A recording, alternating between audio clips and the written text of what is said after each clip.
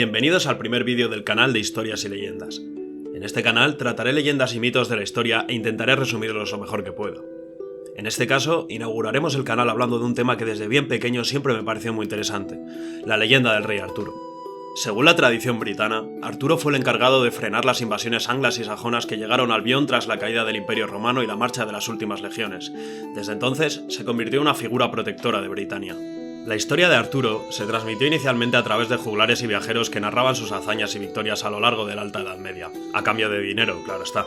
Más adelante, durante la Baja Edad Media, se comenzó a transmitir la historia de Arturo a través de escritos. Esto ha hecho que su historia haya crecido y variado a lo largo de los siglos. Uno de los primeros libros en mencionar a Arturo se titulaba Historia de los Britanos, o Historia Britonum en latín. Este documento fue escrito por un monje llamado Nennius en el año 830 después de Cristo. Nennius habla, incluso contabiliza, las batallas lideradas por un gran caudillo bastante carismático llamado Arturo. Pero la leyenda artúrica tal y como la conocemos en la actualidad, nace en el siglo XI con el famoso libro conocido como Historia de los Reyes de Gran Bretaña, Historia Regum Britanniae en latín, cuya autoría ha de atribuirse a Geoffrey de Monmouth. Este libro nos narra la vida de Arturo desde su nacimiento hasta su muerte, la leyenda artúrica que todos conocemos. Pero, ¿cuál es el mito y cuál la realidad? Vamos a verlo. Según la leyenda, el padre de Arturo era un caudillo de la Britania por-romana llamado Uther Pendragon. Uther era un rey todopoderoso y un gran estadista que mantuvo la isla unida bajo su mando. Su único problema era la falta de un primogénito que heredase la corona.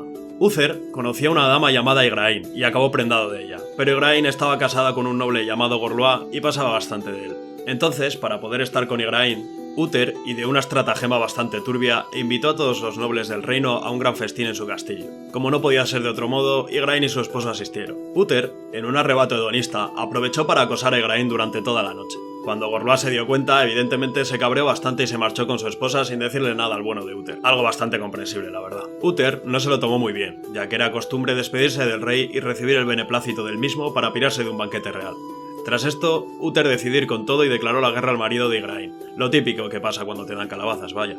Durante la guerra, Uther pidió ayuda a Merlín, el mago del reino, porque estaba coladísimo por Igraine y Merlín accedió a dársela. Uther le juró a Merlín que le daría el primer hijo que tuviese con la dama. Definitivamente, este hombre estaba colgado. Merlín cambió la apariencia de Uther para que luciera igual a Gorlois. Uther aprovechó esto para colarse en el castillo de Tintagel, donde vivía Igraine, y haciéndose pasar por Gorlois, mantener relaciones sexuales con ella durante toda la noche. Mientras esto ocurría, llegó a Tintagel la noticia de que el marido de Igraine había muerto. Puntazo para Uther, que tras esto contrajo matrimonio con la dama. De la noche desenfrenada que pasó Uther con Igraine, nació Arturo, quien cumpliendo con el juramento fue entregado a Merlín, el cual a su vez se lo entregó a un noble llamado Sir Héctor para que lo cuidara. Tras la muerte de Uther el Travieso, que murió sin descendencia, estalló una guerra en Britania por la corona, ya que la existencia de Arturo era desconocida y no había heredero al trono. A medida que Arturo crecía, Sir Héctor resultó ser bastante cabroncete con él, y para colmo, su hijo Sir Kay le hacía bastante bullying. Con los años, Merlín empezó a visitarlo y a enseñarle muchas cosas, preparándolo para ser un gran rey. En medio de la guerra civil, los señores, hasta los cojones de luchar, pidieron ayuda a Merlín, y este no tuvo mejor idea que forjar una espada y clavarla en una roca. Ale, a lo loco. Tras esto, les comentó que solo quien lograse sacar la espada de la roca sería coronado rey. Evidentemente, todo noble que intentaba sacar la espada de la roca fracasaba. Entonces apareció Arturo, que había acompañado a Sir Héctor y a Sir Kay a probar suerte, y cuando llega su momento, logra desincrustarla. Esto no gusta mucho a la nobleza, pero aun con todo es coronado rey y finalmente es aceptado y jura ser un rey bondadoso y justo. En los primeros días de reinado, Arturo echa un casquete con su medio hermana Morgana, hija de Igraine y Gorlois. Fruto de este incesto nace Mordred, que será bastante importante en la leyenda artúrica. Arturo estableció su capital en Camelot, la mítica capital del reino homónimo, que era una fortaleza con grandes muros y un enorme bullicio. Un tiempo después, perdió en batalla la espada sacada de la roca, y hay que ser torpe. Merlín, en un alarde de su gran habilidad dando consejos de mierda, llevó al joven Arturo a un profundo lago en el cual había un castillo donde vivía una hechicera bastante siniestra, Nimue, la dama del lago. Nimue tenía en su poder una espada todopoderosa, la famosa Excalibur. Arturo rogó a la dama del lago que le entregase la espada, y esta aceptó sin importarle mucho. Total, ¿para qué quieres una espada viviendo en el fondo de un lago? Al verla, Merlín le dijo a Arturo que guardase bien el arma y cuidase de ella, ya que los antecedentes de Arturo eran bastante lamentables. También le advirtió que mientras la espada estuviera en su poder no perdería ni una gota de sangre, pero un día aparecería una mujer en la que confiaba y ésta se la robaría. Menudo spoiler le marcó el cabrón. Cuando regresó a Camelot, Arturo decidió que debía reunir a los caballeros más valerosos del reino para impartir justicia y defender el nuevo orden establecido. Fundó así la Mesa Redonda, una orden de caballeros que defenderían el reino de Arturo. Algunos de los caballeros de la mesa redonda más icónicos fueron Sir Lancelot, o Lanzarote para los hispanoparlantes, hijo del fallecido rey Ban, cuyo reino fue arrasado, y Lancelot rescatado por Nimue. Sí, la misma Nimue de antes. Lancelot era uno de los más fieles y leales caballeros de Arturo. Otros caballeros ilustres fueron el galo Sir Bors, grande y fuerte, Sir Galahad, hijo de Lancelot, Sir Gawain, famoso por su aventura con el Caballero Verde, Sir Percival, quien dedicó su vida a la búsqueda del Santo Grial, y otros muchos como Sir Gareth, Sir Lamorak, Sir Tristan, los hermanos Balan y Balin, Ser Dagonet, etc. Gracias a esto, el reino tuvo 12 años de paz continuada, donde prosperó y se engrandeció. Durante estos años, Arturo quedó prendado de la princesa Ginebra, hija del rey vecino Leodagrans. Arturo envió a Lancelot a por Ginebra para llevarla a Camelot. Para desgracia de Arturo, durante ese viaje estos dos se enamoran. Pese a ello, cuando llegan a Camelot, Arturo y Ginebra se casan. Arturo, como buen rey cristiano que era, deseaba que su reino fuese bendecido por el Santo Grial, el último cáliz de Jesús en la última cena. Los caballeros de la mesa redonda buscaban este cáliz a lo largo y ancho de todo Albión. Peleaban con dragones, monstruos y bárbaros para poder obtenerlo, pero nunca hubo suerte. Arturo le echó un cable a Merlín en la gestión del reino y la búsqueda del Santo Grial.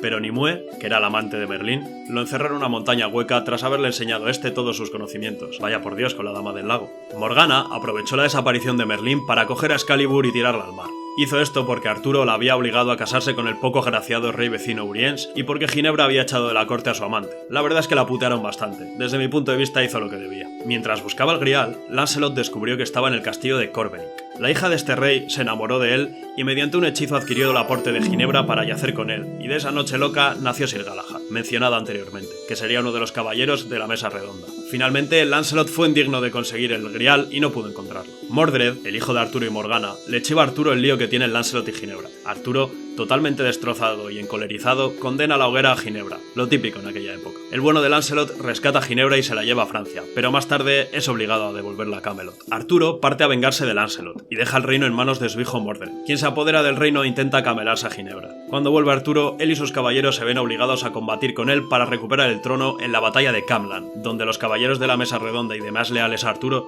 se enfrentan al poderoso ejército de Mordred. Arturo ensarta a este, pero antes de morir, Mordred acuchilla a Arturo y le deja herido de muerte. Se dice que Morgana, destrozada, llevó el cuerpo moribundo del rey a la tierra mítica de Avalon, donde le dio sepultura. Esto ha sido la leyenda artúrica, pero ¿qué hay de cierto? Pues vamos a comprobarlo.